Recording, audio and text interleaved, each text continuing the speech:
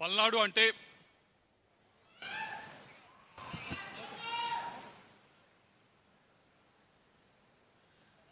అంటే కేవలం పౌరుషాల పురిటిగడ్డ మాత్రమే కాదు, అవకాశాలు ఇస్తే అందిపుచ్చుకోవడానికి ముందుంటారు అనే దానికి నిదర్శనం. ఈరోజు పల్నాడు నలుమూలల నుంచి ఇక్కడికి విచ్చేసిన అశేష ప్రజలు ఈరోజు ఈ కార్యక్రమం ఇంత విజయవంతంగా సాగుతుంది. ఈ రుణ వితరణ మహోత్సవం ఇంత అద్భుతంగా పల్నాడులో సాగుతుంది అంటే దానికి ముఖ్యమైన కారకులు మొదటి వ్యక్తి మన ప్రధానమంత్రి గారు నరేంద్ర మోడీ గారు. ఆయన ఆలోచన ప్రతి ఒక్క జిల్లాలో ప్రతి ఒక్క గ్రామంలో కూడా ఏదైతే కేంద్ర ప్రభుత్వ పథకాలు ఉన్నాయో వాటన్నిటినీ కూడా అర్హులైన ప్రతి ఒక్కరికి చేరవేయాలి అనేది ఆయన ఆలోచన. ఆ ఆలోచనకు అనుగుణంగానే ఈరోజు ఇటువంటి వెనకబడిన పల్నాడులో ఈ కార్యక్రమం ఇంత పెద్ద ఎత్తున జరుగుతూ ఉంది. రెండో వ్యక్తి ఈరోజు ఈ కార్యక్రమం ఇక్కడ జరగడానికి 2 సంవత్సరాల క్రితం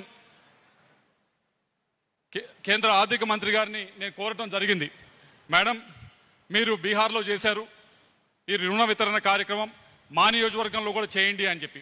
ఆ రోజు మేడం నాకు మాట ఇచ్చారు, ఆంధ్రప్రదేశ్లో ఈ రుణ వితరణ కార్యక్రమం చేస్తే మొట్టమొదటిగా మీ నియోజకవర్గంలో చేస్తాను అని చెప్పి ఆ రోజు మేడం మాట ఇచ్చారు.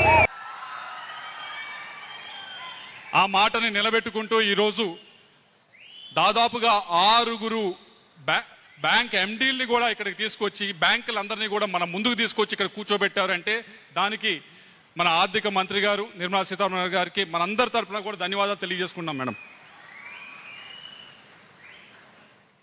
ముఖ్యమంత్రి గారు ఆయనకి కొత్తగా రుణాలు ఇవ్వటం గురించి ఎవరు కూడా చెప్పాల్సిన అవసరం లేదు. దాదాపు 30 సంవత్సరాల క్రితమే డ్వాక్రా రుణాలు దేశంలోకెల్లా మొట్టమొదటిసారిగా ఆంధ్రప్రదేశ్లో మొదలుపెట్టి కొన్ని లక్షల కోట్ల మంది జీవితాల్లో మార్పు తీసుకొచ్చిన వారు నారా చంద్రబాబు నాయుడు గారు, మన ముఖ్యమంత్రి గారు.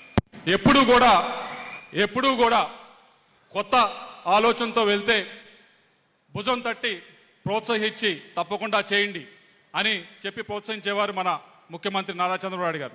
ఆయన ఆలోచన ఏ విధంగా ఉంటుంది అంటే, ఈ కార్యక్రమం గురించి ఆర్థిక మంత్రి గారు ముఖ్యమంత్రి గారికి ఒక 1 నెల రోజుల క్రితం చెప్పినప్పుడు మామూలుగా అయితే అందరూ అనేది బాగా చేయండి, ఎక్కువ రుణాలు వితరణ చేయండి అని చెప్పి కోరుతారు. కానీ అక్కడితో ఆగలేదు ఆయన ఆలోచన.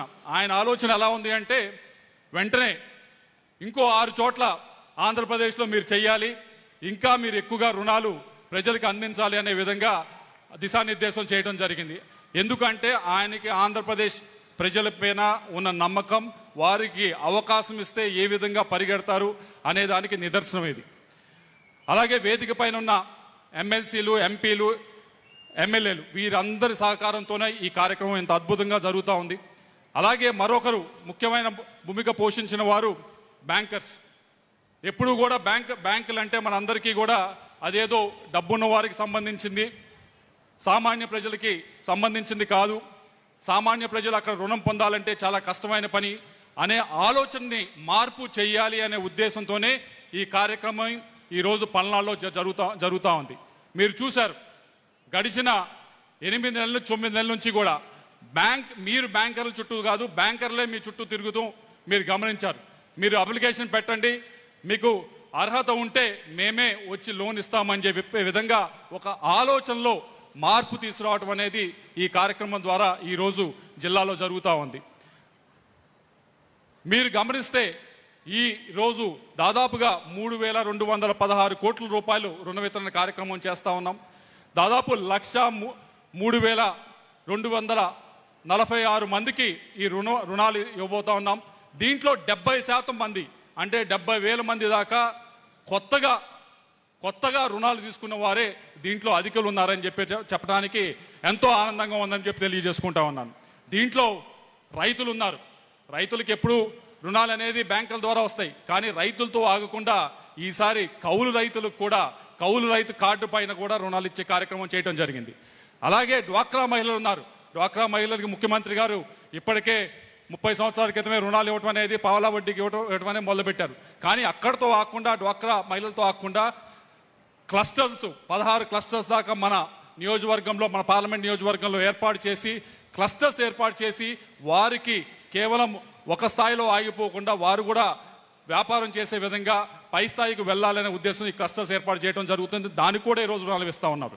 అలాగే ఏదో రుణాలంటే పెద్ద పెద్ద కంపెనీలకు ఇవ్వటమే కాదు, బయట చూశారు ఏదైతే సిమెంట్ కంపెనీలు ఉన్నాయి వీరందరూ ఉన్నారు, వారికి ఇవ్వటమే కాదు, ఈరోజు వీధిలో ఉండే ఎవరైతే వర్తకులు ఉన్నారో, తోపుడు బండ్ల మీద వ్యాపారం చేస్తూ ఉన్నారో వారికి కూడా ఈరోజు రుణాలు ఇవ్వటం జరుగుతూ ఉంది.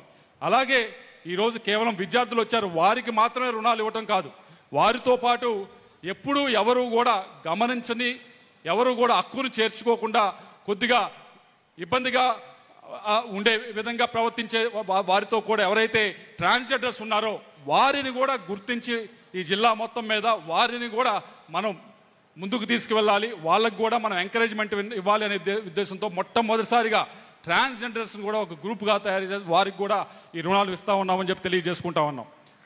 అలాగే సూర్య గారి కింద ఇంటి పైన ఏదైతే సోలార్ ప్యానల్స్ పెడతా ఉన్నారో వారికి కూడా ఈరోజు రుణాలు వితరణ చేస్తూ ఉన్నాం. వారితో పాటుగా సూర్య గారు సోలార్ ప్యానల్స్ అంటే టౌన్లో ఉంటారు లేకపోతే గ్రామాల్లో ఉంటారు, కానీ వారితో పాటుగా ఎవరైతే అడవుల్లో ఉంటారో, ట్రైబల్స్ ఉన్నారో వారిని కూడా వెతికి వారికి కూడా ఇప్పటిదాకా మామూలుగా అయితే ROFR పట్టాలతో ఆపేశారు, కానీ ROFR పట్టాల పైన కూడా రుణాలు ఇచ్చే కార్యక్రమం ఈరోజు జరుగుతామని చెప్పి తెలియజేసుకోవడానికి ఎంతో ఆనందంగా ఉందని తెలియజేసుకుంటా ఉన్నాం. వీటన్నిటితో పాటుగా ఇన్సూరెన్స్ స్కీమ్, యాక్సిడెంటల్ ఇన్సూరెన్స్ జిల్లా మొత్తానికి కూడా బ్యాంకర్సే ముందుకు వచ్చి 99% మందికి ఈ జిల్లా మొత్తం మీద కూడా శాచురేషన్ పద్ధతిలో 99% మందికి ప్రతి ఒక్క పౌరునికి కూడా యాక్సిడెంటల్ ఇన్సూరెన్స్ 2 లక్షల రూపాయలు బ్యాంకర్సే చేశారని చెప్పి తెలియజేసుకుంటా ఉన్నాను. అలాగే మరొక ఇన్సూరెన్స్ ఏ అనారోగ్య పాలై వేరే కారణాల వల్ల మరణిస్తే వాటికి కూడా 5 లక్షల పైగా బెనిఫిషియరీస్ వెతికి వారికి కూడా ఈరోజు ఇన్సూరెన్స్ చేశాము అని చెప్పి తెలియజేసుకోవడానికి గర్వపడతా ఉన్నాము. అలాగే వీటన్నిటితో పాటుగా అంటే ఇవన్నీ చెప్తా ఉన్నాను అంటే అంతా అయిపోయిందని కాదు, ఇంకా చేయవలసి ఉంది. ఇవన్నీ కూడా ఒక అడుగు ముందుకు వేయటం, ఒక ఆలోచనలో మార్పు తీసుకురావటం. ఈ మార్పుతో రేపటి నుంచి ఇంకా ROFR పట్టాలు ఉన్నారు ముందుకు వస్తారు, ఇంకా కౌలుదారులు ముందుకు వస్తారు, ఇంకా మిగతా విద్యార్థులు ముందుకు వస్తారు, మాకు కూడా రుణాలు ఇవ్వండి అని డ్వాక్రా మహిళలు ముందుకు వస్తారు. ఆ ఆలోచనలో మార్పు తీసుకోవడానికే ఈ కార్యక్రమం జరుగుతూ ఉంది, ఇంత పెద్ద ఎత్తున జరుగుతూ ఉంది. అందుకే మిమ్మల్ని అందరినీ కూడా ఇక్కడికి వచ్చి దీనిలో పాల్గొనాలని చెప్పి కోరటం కూడా జరిగింది. అయితే వీటన్నిటితో పాటుగా చివరిగా ఒక మూడు మన డ్వాక్రా మహిళలు అయితే కానీ రైతులైతే కానీ 3 విషయాలు చెప్పమని కోరటం జరిగింది. మొదటిది ప్యాక్స్ ఏదైతే ఉందో వాటిలో డిపాజిట్స్ అనేది మొబిలైజ్ చేస్తూ ఉన్నారు. దానిపైన గ్యారంటీ అనేది లేకపోవటం వల్ల కొద్దిగా ఆ రుణాలని దానికి గ్యారంటీ లేకపోవటం వల్ల డిపాజిట్ చేసే వారికి రైతులు ఎక్కువ మందికి డిపాజిట్ చేస్తూ ఉన్నారు, వాళ్ళకి కాన్ఫిడెన్స్ లేకుండా ఉంది మేడం. కాబట్టి దానికి డిపాజిటర్స్ గ్యారంటీ ఫండ్ కింద మీ వైపు నుంచి కొద్దిగా తోడ్పాటు అందిస్తే రాష్ట్ర ప్రభుత్వం కూడా ముందుకు వచ్చి ఈ రైతులకి ఒక గ్యారంటీ అనేది మనం ఇచ్చే అవకాశం ఉందని చెప్పి తెలియజేసుకుంటా ఉన్నాం. అలాగే డ్వాక్రా మహిళలు చాలా మంది వచ్చారు, వారందరూ కోరింది ఏమిటంటే మేము డ్వాక్రా మహిళలుగా మేము కొన్ని డిపాజిట్స్ బ్యాంకుల్లో ఉన్నాయి, వాటిపైన మాకు ఇంట్రెస్ట్ పే చేస్తే బాగుంటుంది అని చెప్పి చాలా మంది కోరుతా ఉన్నారు. దాన్ని కూడా ఒకసారి పరిశీలించాలని చెప్పి కోరుతా ఉన్నాం. చివరిగా ముఖ్యమంత్రి గారిని కోరేది, ఇప్పుడు 16 క్లస్టర్స్ మహిళలతో పెట్టాం సార్. అయితే మేము కోరేది సోలార్ ఎనర్జీకి సంబంధించి డ్వాక్రా మహిళలతో పెట్టించేదానికి ప్రయత్నిస్తూ ఉన్నాము. మీ వైపు నుంచి కొద్దిగా సహకారం అందించండి. ప్రతి మండలానికి 25 మండలాలకి 25 మెగావాట్లు పెట్టేదానికి మీ వైపు నుంచి అలాగే కేంద్ర మంత్రి గారి వైపు నుంచి కొద్దిగా సహకారం అందిస్తే డ్వాక్రా మహిళలతోనే ఒక మెగావాట్ ఒక్కో మండలంలో పెట్టించి రాష్ట్ర ప్రభుత్వానికి ఇచ్చే విధంగా ప్రయత్నిస్తామని చెప్పి, అలాగే వారికి ఒక ఆర్థికంగా నిలదొక్కునేదానికి ఉపయోగపడే కార్యక్రమం చేస్తామని చెప్పి తెలియజేసుకుంటూ వీటికి మీ సహాయ సహకారాలు అందించాలని కోరుకుంటూ మరొకసారి మేడం మీరు ఎంతో సమయం కేటాయించి ఇక్కడికి వచ్చారు, మాట నిలబెట్టుకొని ఈరోజు వచ్చి 3,216 కోట్ల రూపాయలు ఇక్కడ పల్నాడులో ఇస్తా ఉన్నారు. దానికి పల్నాడు ప్రజలు అందరి వైపు నుంచి కూడా మీకు ప్రత్యేకంగా ధన్యవాదాలు తెలియజేసుకున్నాం. Thank you madam.